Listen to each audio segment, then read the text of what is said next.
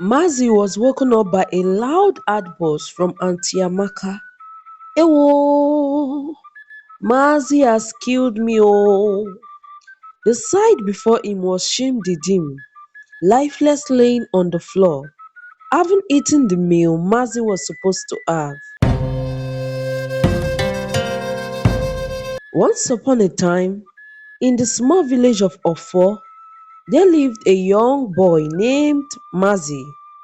He was born into a modest family where life was a constant struggle. His father Bello worked tirelessly in his palm kernel business, while his mother Ada toiled as a market trader. Despite their hardships, Mazi's parents dreamed of a better life for him and believed that education was the key to escaping poverty. Mazi had an unwavering spirit and dreams that extended beyond the boundaries of Ofo. He knew that education was his ticket to a better future and diligently studied day and night, while other children relaxed and waited until exams to open their books. As the years went by, the burdens on Mazi's family grew heavier. However, despite their little income, Ada always found a way to contribute to Mazi's educational needs. She worked tirelessly in the market, trading seasonal fruits, vegetables and any other goods she could acquire, and every penny earned after feeding was saved to support Mazi's education. One fateful day while it was raining heavily, Ada stepped into the rain and she worked eagerly to get home quickly so she could prepare food for her husband and her son. As she has been waiting in the market for 7 hours for the rain to stop, but since she couldn't wait any longer, she ran into the rain, and as she made her way to her house, she smashed the ground and slipped, falling into a big gutter, and this made her sustain a lot of severe injuries. But despite the pain, she was a tough woman who managed to crawl out and leaped until she got to her house. Bello and Mazi, who had been watching the rain, quickly saw her and soon noticed she was injured. But before they could query her for entering the rain, she collapsed. Bello quickly took her inside, and Mazi dashed out to get the medicine man as it had stopped raining.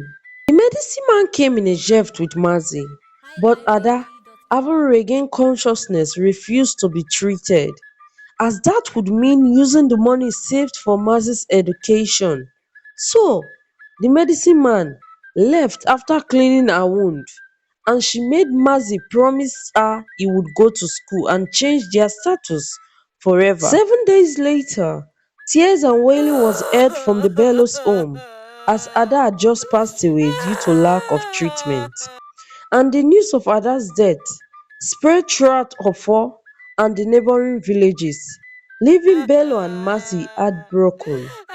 Amidst the mourning, Amaka, Ada's sister, came from the city for the funeral. She insisted on taking Mazi to the city, believing he deserved a chance for a good education. Bello, wanting to console Amaka for her loss, agreed, and Mazi began living with his auntie in the city. The first few weeks in the city were a dream come true for Mazi, almost making him forget the pain of losing his mother.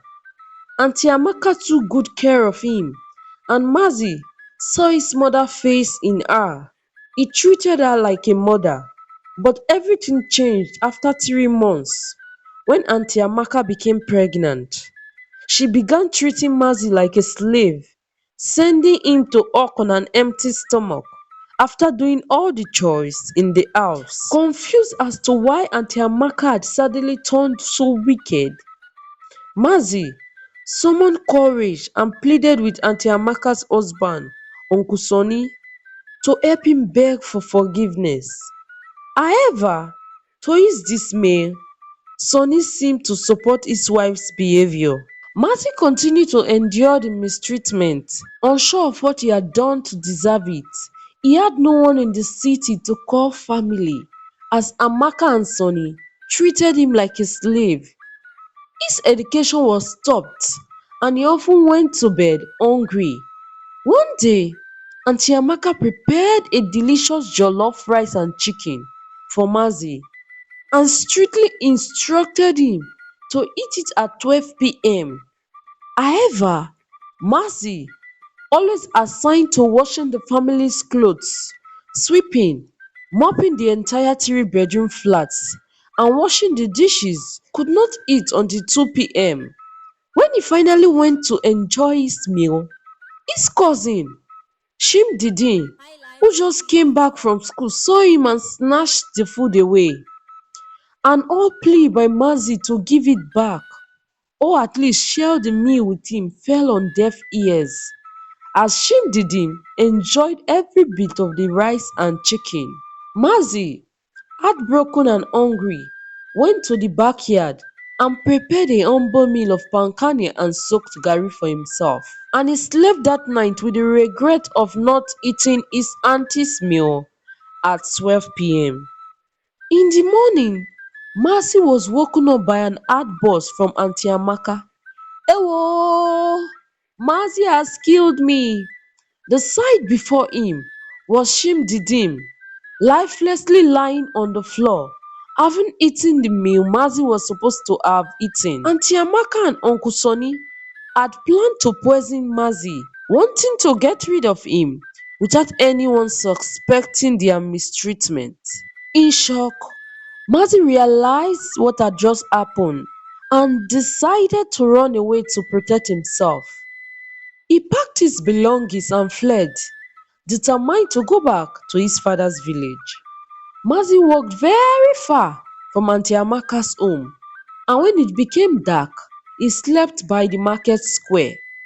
The next morning, Mazi continued his journey to an unknown destination, but he soon became very hungry, and so he sat down close to a busy supermarket and started begging passerby for money.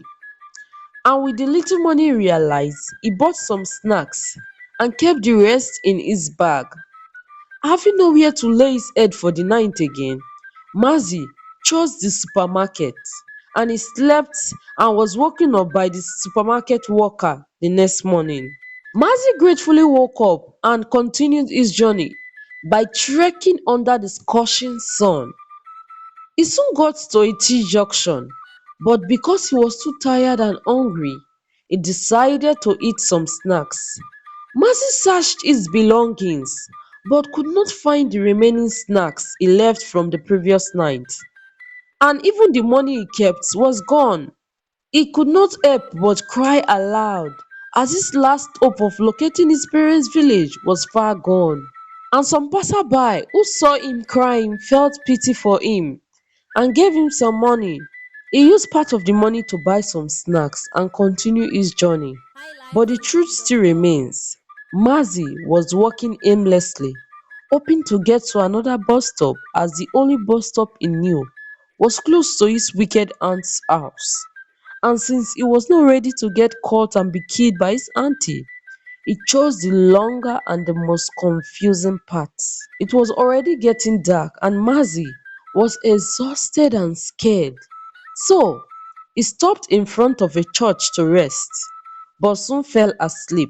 Coincidentally, the pastor of Living Faith, Pastor Mark, saw him and woke him up.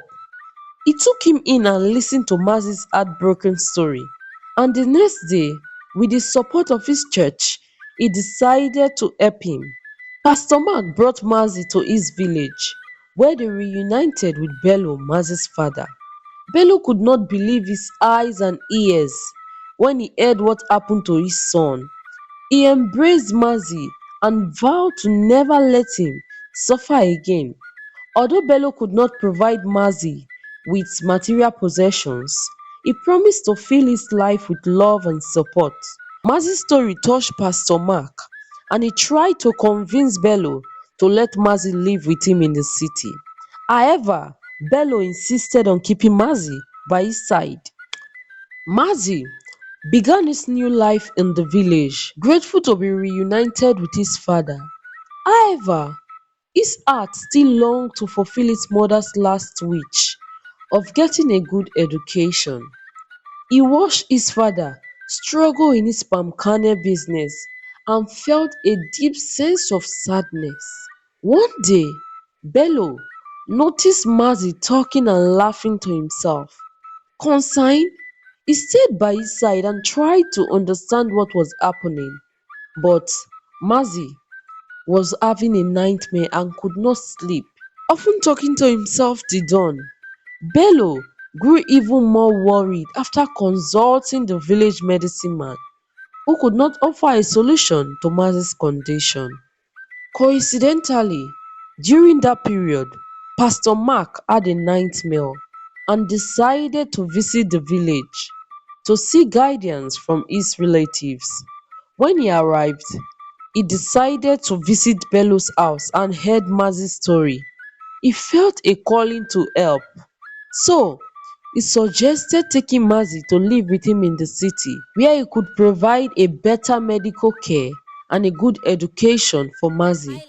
Bello, highlifeng.com. torn between the love for his son and his desire to see his son better again, made the difficult decision to let Mazi go with Pastor Mark.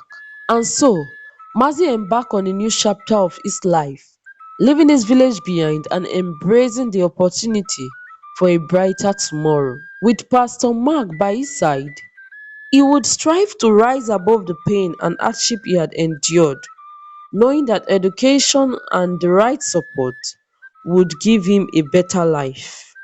Pastor Mark and his church continued to take care of Mazi, supporting him in his recovery from the traumatic experience he had endured.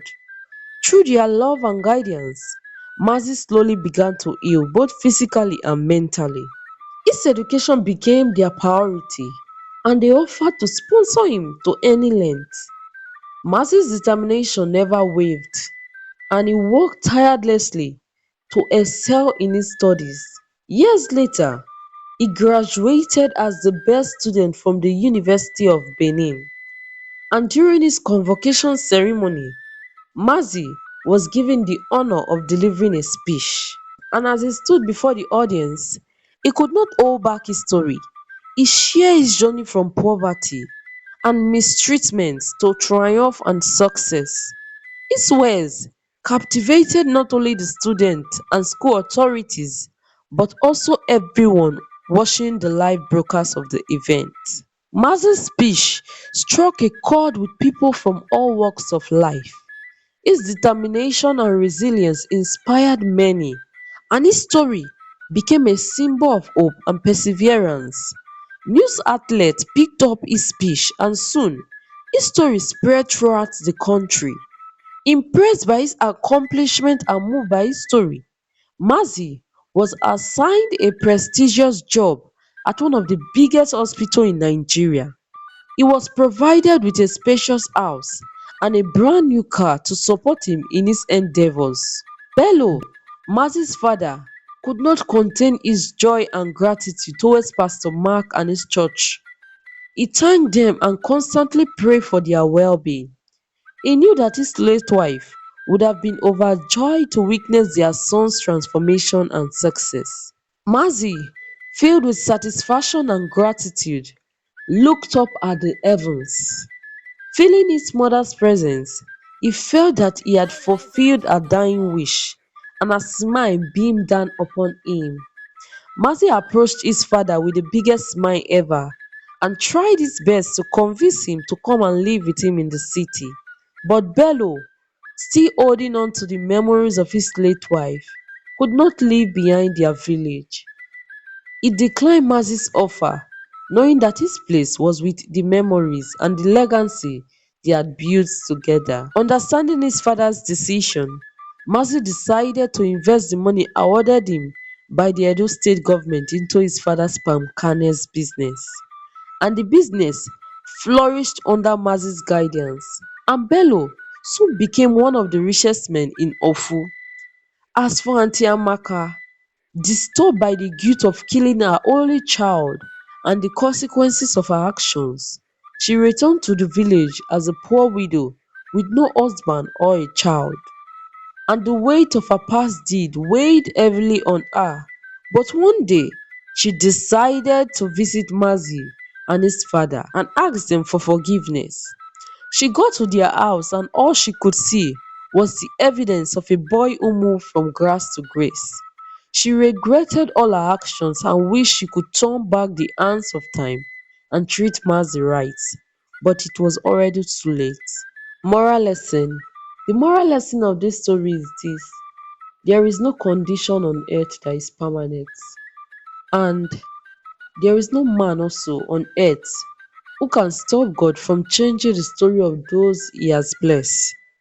Though they may try, all things will always work together for those who trust in God. Thank you so much, guys, for watching. Please do not forget to like, subscribe, and leave a comment on what you've learned from this story. Till next time, bye.